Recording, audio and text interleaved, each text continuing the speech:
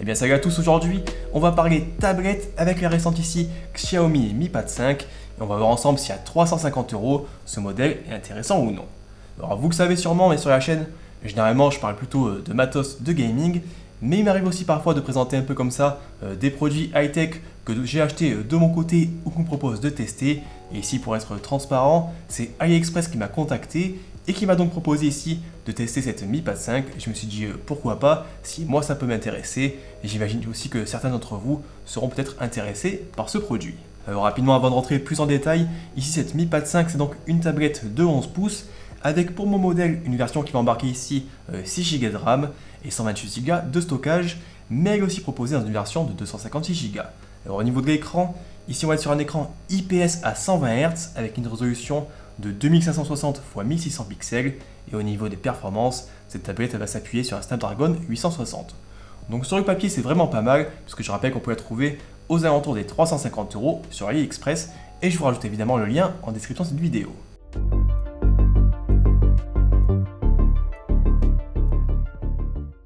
Allez, très rapidement, je commence par un petit tour du côté du packaging, et ici la tablette elle est livrée ici dans un coffret plutôt minimaliste, sans la moindre image ni caractéristique.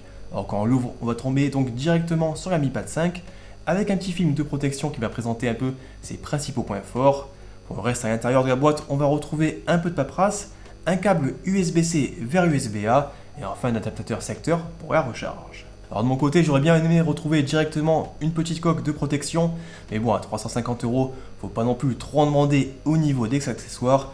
On peut en trouver ici pour environ 10 ou 15 € sur Amazon. C'est un peu ce que j'ai fait de mon côté. Ça permet un peu de faire tenir par exemple la tablette droite pour l'utiliser pour travailler avec un clavier ou encore pour jouer lorsqu'on a une manette connectée directement en Bluetooth. Bon, je passe maintenant sur la tablette en elle-même et je commence évidemment par son design.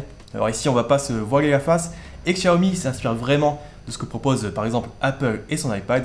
Mais moi pour le coup au niveau du design, je trouve ça plutôt réussi. Vraiment dès la première prise en main, ça inspire plutôt confiance, avec donc à l'avant ici un écran qui affiche une diagonale de 11 pouces et des bordures qui vont être ni trop fines ni trop larges, ce qui permet de pouvoir facilement tenir la tablette sans avoir forcément les doigts qui vont venir ici appuyer par erreur directement sur l'écran tactile. À l'arrière et sur les côtés, on va retrouver ici un joli châssis en aluminium avec ici une version en grise mat qui, il faut avouer, prend quand même pas mal les traces de doigts, mais vraiment dans l'ensemble, moi je trouve que ça respire plutôt la qualité. Alors aussi un truc que j'aime bien ici au niveau du côté du design, c'est vraiment ce côté très fin de la tablette avec ici une épaisseur de seulement 6,9 mm et des bordures complètement plates qui rappellent là encore un peu le design des iPads. Alors ici, si je viens un peu la comparer face à l'ancienne Mi Pad 4 que j'avais déjà, franchement on a l'impression d'être sur un produit quand même bien plus premium, mais évidemment on va voir un peu ensemble et ça se reflète ensuite au niveau de son utilisation. Alors pour le reste du design, on va retrouver ici à l'arrière un capteur photo qui ressort légèrement de la tablette,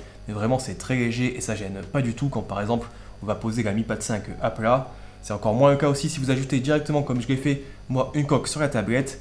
Au niveau des performances du capteur, j'y reviendrai un peu en fin de vidéo avec donc quelques exemples de photos et de vidéos. Alors, sur les tranches droite et gauche ici, on va retrouver des petites grilles pour les haut-parleurs stéréo de la tablette. Alors ici, de par leur placement, il faudra quand même faire un peu attention à comment on tient la tablette, parce que c'est possible que vos mains viennent par exemple un peu recouvrir les haut-parleurs du bas. Donc voilà, faites un peu attention, ça peut un peu boucher le son. Et aussi notez qu'il n'y a pas forcément ici de port 3,5 mm sur la tablette, donc pour brancher votre casque ou vos écouteurs, il faudra forcément passer par un casque Bluetooth par exemple, ou éventuellement un adaptateur USB-C vers jack 3,5 mm. Alors du côté des commandes, quand on tient ici la tablette en mode portrait, on va avoir accès sur la droite à un bouton pour gérer un peu le volume sonore, et ensuite un petit bouton au-dessus pour allumer ou éteindre. On notera aussi que si je passe ici par exemple en mode paysage, je vais avoir une partie qui est aimantée sur le devant pour venir accrocher et charger un stylet qui est vendu séparément. Malheureusement, j'ai pas eu l'occasion de tester, donc je ne pourrais pas forcément vous faire un petit retour là-dessus. Alors aussi, en dessous ici de la tablette, on va avoir des connecteurs pour venir ajouter par exemple une sorte d'étui avec un clavier sans fil. Alors là encore, j'ai pas forcément pu tester tout ça parce que la marque ne m'a pas envoyé, mais j'essaierai, si éventuellement j'ai l'occasion de pouvoir en acheter un de mon côté, de vous faire un petit retour. On en trouve aux alentours des 40 €, 50 € sur Amazon. Alors pour le reste, au niveau du design de la tablette, on notera l'absence d'un capteur d'empreinte, ce qui oblige un peu à passer par un code ou un déverrouillage par reconnaissance faciale, si vous voulez pouvoir un peu la verrouiller. Alors bon, moi de mon côté, je pense que la tablette elle va pas forcément trop bouger de la maison, donc je n'utilise pas vraiment de verrouillage, mais bon ça peut être un petit point négatif en fonction de votre utilisation. Alors aussi un petit point à noter, c'est qu'il n'y a pas forcément de port d'extension micro SD ou SD, donc c'est pas possible d'augmenter ici le stockage, et je rappelle qu'elle est proposée dans des versions de 128 ou 256 Go. Donc logiquement, il y a quand même de quoi faire. Alors oui, pendant que j'y suis aussi, un petit point concernant ici la connectique de la tablette. Et ce qui est important à souligner concernant cette Xiaomi Mi Pad 4, c'est qu'elle est uniquement proposée en version Wi-Fi. Donc en gros, ça veut dire qu'on ne pourra pas forcément y installer une carte SIM pour se connecter en 4G ou en 5G. Il n'y a pas non plus de capteur GPS. Alors pour le coup, c'est donc une tablette qui va plutôt se destiner, je pense, à un usage sédentaire et c'est important de le noter. Ou sinon, éventuellement, on peut passer un peu par la connexion 5G de son téléphone et la partager directement sur sa tablette si on a besoin d'avoir un peu Internet en extérieur. Alors concernant l'écran en lui-même, je rappelle donc qu'on est sur une diagonale ici de 11 pouces avec une résolution en 2560 x 1600 pixels et une dalle IPS qui tourne à 120 Hz. Donc vraiment sur le papier, c'est plutôt pas mal pour le prix. Également, ça se confirme à l'utilisation avec un affichage qui est bien détaillé, parfaitement fluide, mais également une bonne luminosité. Alors franchement de mon côté, j'ai trouvé ça vraiment très agréable à l'utilisation et vraiment pour le coup, il y a un vrai bond en avant par rapport à l'écran de l'ancienne Mi Pad 4 que j'avais également de mon côté. L'image franchement elle est de meilleure qualité, c'est plus lumineux et dans l'ensemble c'est également plus contrasté et les couleurs je trouve qu'elles ressortent mieux. Bon maintenant au niveau de l'utilisation, cette Xiaomi Mi Pad 5, on va aller sur une tablette sous Android 11 avec ici évidemment une interface qui est légèrement retravaillée avec la version 13 de MyUI. Alors parmi les petits points que j'ai pu noter, on va par exemple retrouver ici la présence d'un mode sombre que je trouve personnellement un peu plus agréable à l'utilisation. On a également la possibilité de ranger facilement ces applications directement par catégorie, ou encore la présence de fenêtres flottantes qui peuvent être plutôt pratiques quand on veut par exemple faire un peu de multitâche. Alors on a ici un petit panneau de contrôle qui va apparaître si on fait glisser un peu le doigt sur la gauche de l'écran, et ça je trouve ça plutôt pratique de séparer directement des notifications qui vont rester ici au milieu de l'écran. Enfin une autre option qui est plutôt bien faite, c'est le panneau Game Turbo qui va s'activer quand on lance un jeu, qui permet d'accéder à pas mal d'options supplémentaires sans forcément quitter son jeu. Alors pour ça il suffit de faire glisser son doigt depuis le coin supérieur droite de l'écran, et très facilement on peut par exemple prendre directement une capture d'écran, enregistrer son gameplay, activer le mode ne pas déranger, ou encore un peu ajuster la colorimétrie de l'écran. Alors cette fenêtre va aussi permettre un peu de vérifier les charges au niveau du CPU et du GPU, mais également son nombre de FPS. Enfin on va retrouver aussi quelques raccourcis directement vers ses applications favorites sur le côté, et ça va les ouvrir directement en mode fenêtre. C'est pas mal par exemple si on veut vite fait checker un truc sur son navigateur ou par exemple sur Messenger sans forcément quitter sa partie. Alors si j'entre un peu plus en détail dans les options Game Turbo, on peut paramétrer des options plus précises pour chaque jeu, avec notamment par exemple la réactivité et les zones des contrôles tactiles, ou encore augmenter le contraste et la saturation de l'image pour mieux voir par exemple ses adversaires sur un FPS. Après pour le reste à l'utilisation, ça va rester une tablette Android classique, on a évidemment accès ici au Play Store ainsi qu'à toutes les applications de Google, il n'y a rien qui est bloqué de ce côté-là. Vraiment l'utilisation, tout ça fonctionne très bien, et s'il ajoute un écran 120 Hz combiné à la puce Snapdragon 860, ça offre une tablette qui est vraiment très réactive et vraiment agréable à utiliser. Alors moi durant mes différents essais, franchement, j'ai pas trouvé de ralentissement avec un peu toutes les applications que j'utilisais. Honnêtement pour 350 €, je trouve que ça fait vraiment grave le taf, et à moins d'avoir des tâches un peu plus spécifiques, je pense que pour la grande majorité des utilisateurs, ça suffit amplement comme tablette. Ici cette Xiaomi Mi Pad 5 et qui n'a pas forcément besoin d'investir dans un iPad qui coûte par exemple 2 fois plus cher, ça fera pas beaucoup de plus je pense pour la plupart des utilisateurs. Alors après côté gaming, j'ai pu tester la tablette sur quelques jeux et vraiment à part les jeux les plus gourmands qui existent, franchement ici elle s'en sort sans aucun problème. Alors par exemple sur Asphalt 9, il n'y a aucun problème ici pour tourner parfaitement à 100 fps avec les détails à fond.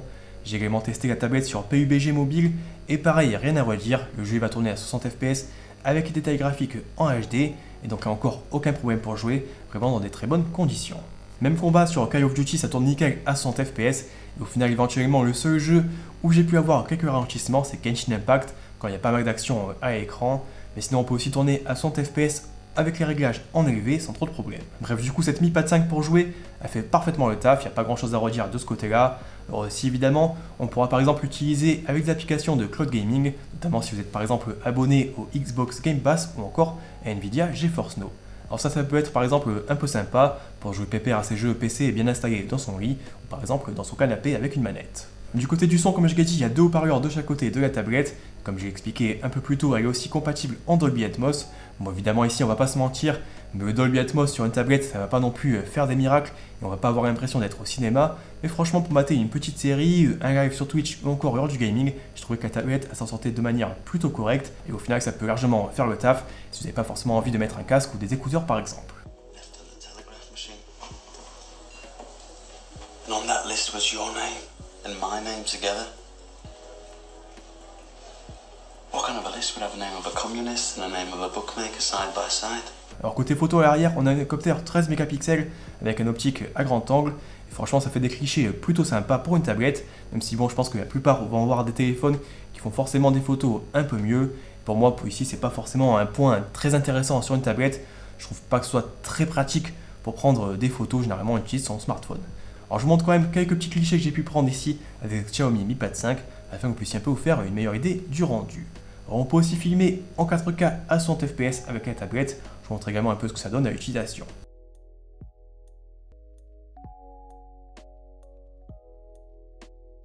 Alors aussi ici à l'avant, on a un second capteur qui est placé ici sur le haut de la tablette lorsqu'on va la tenir en position portrait.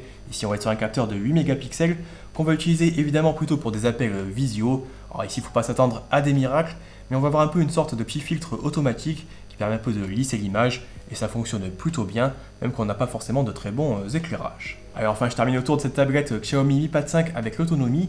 Et ici on est sur une batterie de 8720 mAh qui permet de profiter de la tablette pendant plus de 8 heures en usage varié, le tout avec un taux de rafraîchissement de 120 Hz. Alors j'ai un peu comparé à ce que faisait la concurrence et honnêtement c'est plutôt de bons résultats et en utilisant par exemple 1h30 par jour, on peut tenir une semaine complète sans trop de problèmes. Après au niveau de la recharge, il faut compter environ 2 heures pour passer de 0 à 100%. Et du coup je pense que j'ai un peu fait le tour ici, cette Xiaomi Mi Pad 5 et franchement de mon côté pour mes usages, je trouve que c'est largement suffisant. Alors pour 350 €, je m'attendais pas forcément à aussi bien, et si je dois avouer que je suis plutôt agréablement surpris. Alors après encore une fois, je suis loin d'être un spécialiste des tablettes, mais honnêtement pour la grande majorité des gens, je pense que ça sera sûrement plus intéressant de s'orienter vers ce type de tablette plutôt qu'un iPad qui coûte par exemple le double et qui apportera pas forcément beaucoup plus, à moins vraiment d'avoir des usages spécifiques. Je pense par exemple à des applications de graphisme ou quoi. Alors ici au final, vraiment pour 350 €, on a une tablette qui est réactive, un écran à 120 Hz qui marche très bien, et franchement moi de mon côté ça fait vraiment tourner un peu toutes les applications et tous les jeux que j'ai pu utiliser. Bref, n'hésitez pas un peu à me dire ce que vous en pensez dans les commentaires ou si vous avez encore des questions. Moi de mon côté j'espère que cette petite vidéo ça vous aidera un peu à faire votre choix. Si c'est le cas, n'hésitez pas à mettre un petit pouce bleu avant de partir. Et moi de mon côté donc je vous remercie d'avoir regardé cette vidéo et je vous dis à la prochaine. Allez ciao!